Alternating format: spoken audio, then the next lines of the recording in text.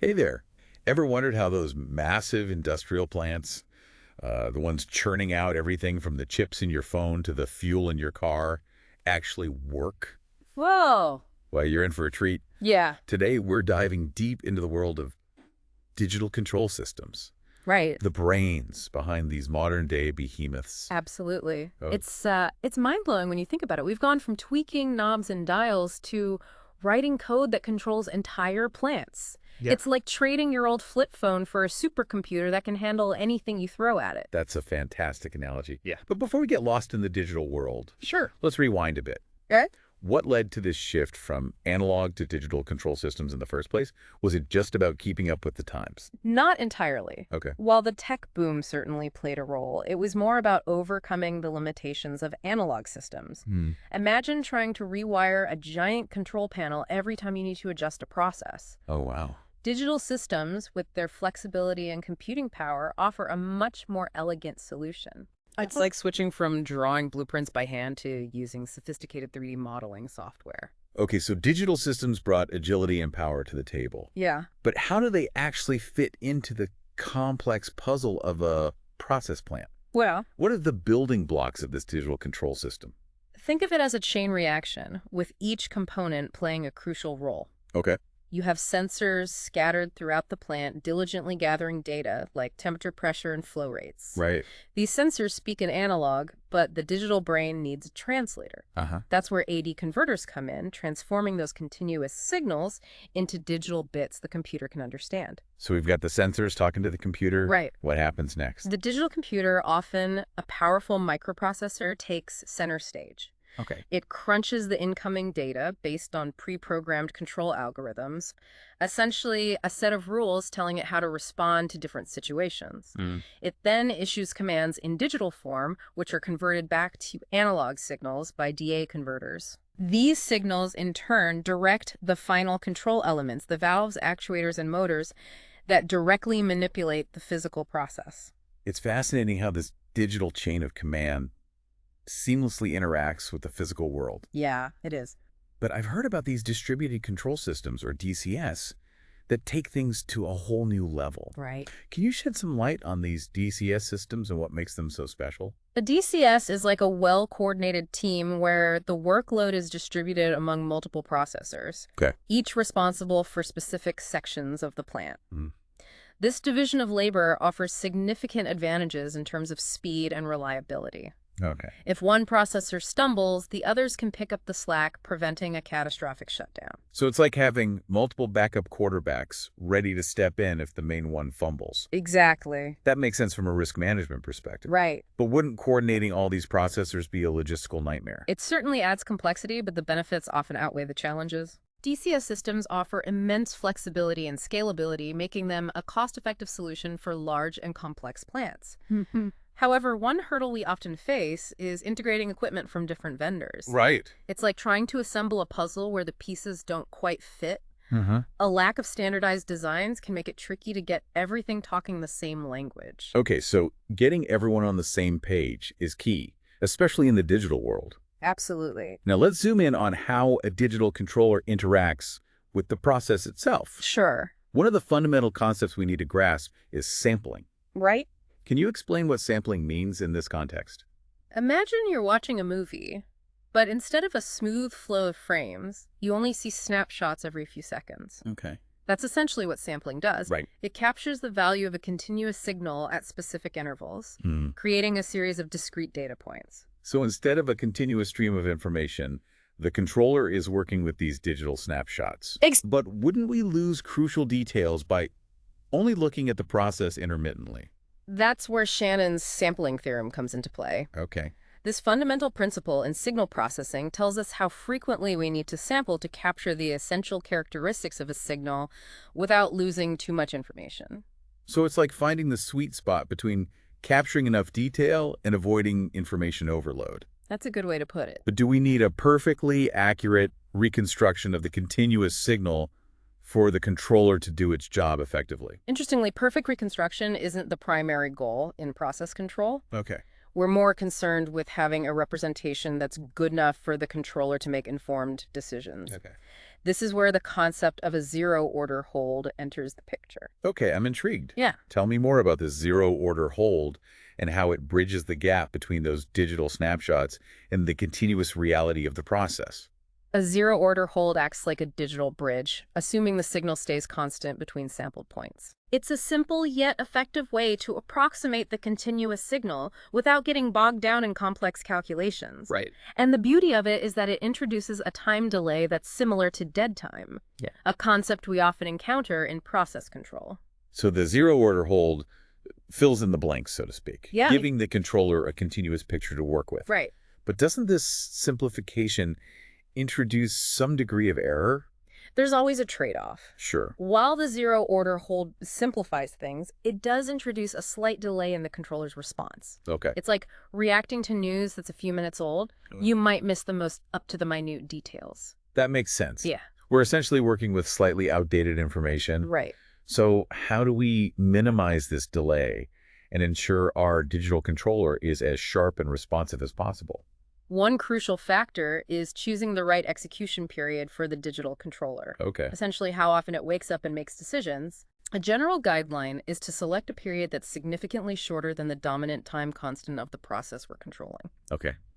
Now, before we go further, let's clarify what that means. The dominant time constant is like the process's own internal clock. It tells us how quickly the process responds to changes. Right. For a system with a large time, constant changes happen gradually, like heating a massive tank of water. Right. For a system with a small time constant, things move much faster, like adjusting the flow rate in a narrow pipe. So if our process is slow and sluggish, we can afford to have the controller check in less frequently. Exactly. But if it's quick and nimble, we need the controller to be on its toes, making decisions in rapid succession. Precisely. Choosing a short execution period relative to the process's time constant helps keep the delay introduced by sampling and the zero-order hold to a minimum, Right. ensuring the controller can react quickly enough to keep things stable. That's the goal. It's all about staying ahead of the game. Absolutely.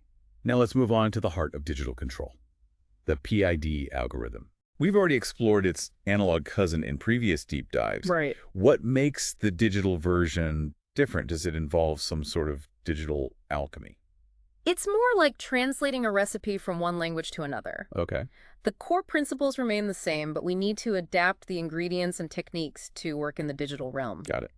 The digital PID algorithm, like its continuous counterpart, still relies on three key components: proportional, integral, and derivative. But instead of working with continuous signals, it uses those discrete values we get from sampling. So how do we translate those continuous concepts of integration and differentiation into the world of discrete data points? Yeah. That sounds like a mathematical puzzle. It is a bit of a puzzle, but the solution is surprisingly elegant. Okay. For the integral term, we use a technique called rectangular approximation. Uh-huh. Imagine dividing the area under the error curve. Okay. That's the difference between where we want the process to be and where it actually is, Right. into a series of rectangles. We then sum up the areas of these rectangles to estimate the integral. It's like building a digital Lego model of that error curve. A good analogy. What about the derivative term?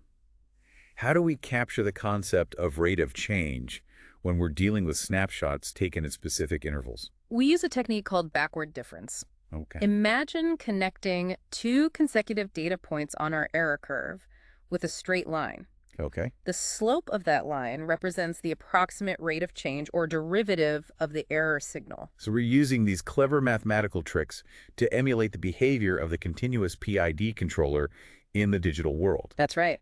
But how does this digital implementation impact the stability and performance of our control system?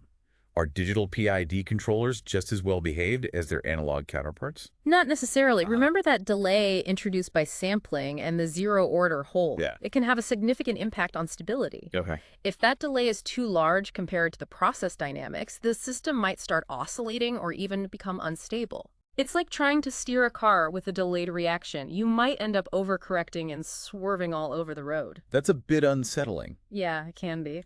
So how do we ensure our digital controller keeps things smooth and steady without sending our process on a wild ride. Thankfully, we have some practical guidelines to help us navigate these challenges. Okay. First and foremost, selecting an appropriate execution period, as we discussed earlier, is crucial.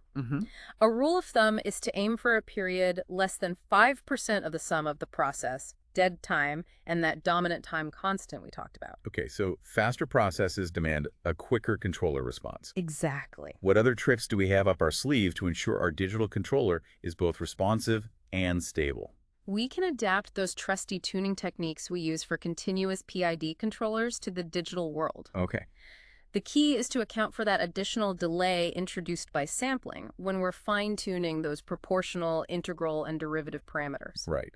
We just need to tweak our calculations slightly to compensate for the digital nature of the controller. So we're essentially fine-tuning the controller's reflexes to match the rhythm of the digital world.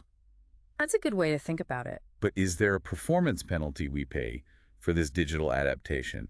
Are digital controllers inherently less capable than their analog counterparts? In most practical applications with careful tuning and an appropriate execution period, the performance difference is often negligible. Okay. However, there are a few quirks specific to digital implementations that we need to be aware of. Okay, let's unpack those digital quirks. Sure. What kind of unexpected behavior might we encounter, and how do we deal with it? One phenomenon you might observe is called ringing. Okay. It's essentially oscillations in the manipulated variable, the parameter the controller is adjusting to keep the process on track. Right. Imagine a flow control valve rapidly opening and closing, causing the flow rate to swing back and forth. Okay. That's ringing, and it can be quite disruptive to the process. That sounds like a recipe for instability. What causes this digital jitter, and how do we smooth things out?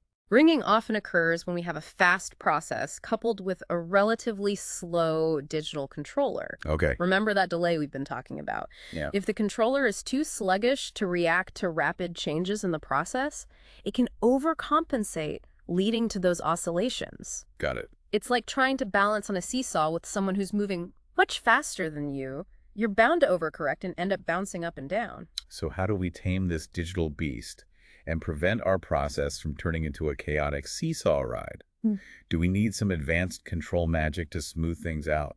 Often a simple adjustment to the controller tuning can work wonders. Okay. Reducing the controller gain and integral time can dampen those oscillations and restore harmony to the process. Right. It's like adding a bit of friction to the seesaw to prevent those wild swings. It seems like finding that sweet spot in the controller tuning is key to achieving both responsiveness and stability in the digital world. Exactly. Now, to solidify our understanding, let's ground these concepts in a real-world example. Can you walk us through a scenario where we need to consider these digital control nuances? Let's imagine a flash system, a common setup used in separation processes. Okay. It typically involves 3 control loops: flow, level, and composition control, each with its own dynamics and considerations for digital implementation. All right, let's dissect each of these loops and see how the digital world plays out in practice. That's good. Starting with flow control, what factors come into play when determining the digital controller's execution period? Flow control is all about speed and precision. Right. We often need to respond quickly to changes in flow rate, so a fast execution period is critical. Okay. Remember that guideline we mentioned earlier relating the execution period to the process dynamics? Yeah. It applies here as well. Okay. We want that digital controller to be nimble enough to keep up with the rapid changes in flow. So flow control demands a controller that's as quick as a cheetah chasing its prey. Exactly. What about level control? Does it require the same level of agility? Level control is more like a leisurely stroll compared to the flow control sprint. Okay. We're dealing with the accumulation of material in a tank or vessel, a process that typically unfolds much more slowly. Right. The execution period doesn't need to be as rapid as in flow control, since those level changes tend to be more gradual and less dramatic. It's like the difference between a hummingbird flitting from flower to flower and a giant redwood tree slowly reaching for the sky. A very poetic way to put it. Each has its own pace. Right. Now, composition control often involves analyzers, which can add another layer of complexity. Yeah. How does that impact our digital control strategy? Analyzers are like the quality control inspectors of the process world. Okay. They periodically check the composition of our product stream, but they often take their time. Right. Think of a chromatograph that analyzes a sample every few minutes or even hours. We need to synchronize the execution period of our digital controller with the rhythm of the analyzer. It's like waiting for the results of a lab test. We need to be patient and make sure we're basing our control decisions on the most up-to-date information. Exactly. This flash system example beautifully illustrates how digital control principles play out in the real world. It does. Each loop has its own personality and demands a tailored approach to digital implementation. Right. Now let's shift gears and explore the broader trends shaping the future of digital control. Okay. Where are things headed in this exciting field? One of the most significant trends is the shift towards digital communication for signal transmission. Okay. We're moving away from those traditional analog signals traveling through wires and embracing a more connected and integrated digital world. So instead of those hardwired connections, we're talking about a network of digital communication, like the nervous system of a high-tech organism. Precisely. What's driving this shift towards digital communication? Digital communication offers a whole suite of advantages, from potential cost savings to enhanced reliability. Imagine eliminating those miles of wires snaking through a plant and replacing them with a streamlined digital network. It sounds like a dream come true for any engineer who's ever had to troubleshoot a wiring nightmare. Absolutely. But are there any downsides to this brave new digital world? What challenges do we need to consider as we embrace this interconnected future?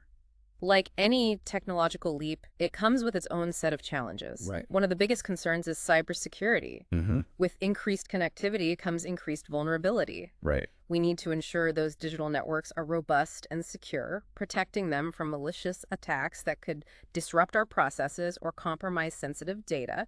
It's like installing a state-of-the-art security system in our digital control center to protect it from those digital intruders. Exactly. What other advancements are shaping the future of digital control? Are there any other technological marvels on the horizon? Smart sensors are becoming increasingly prevalent, bringing a new level of intelligence to the field. Yeah. These sensors are like tiny data analysts embedded within the process itself, equipped with microprocessors that enable them to perform tasks like self-calibration and advanced diagnostics. So it's like having a team of expert troubleshooters stationed throughout the plant, constantly monitoring and adjusting to keep things running smoothly. Yes, very much so. That's impressive.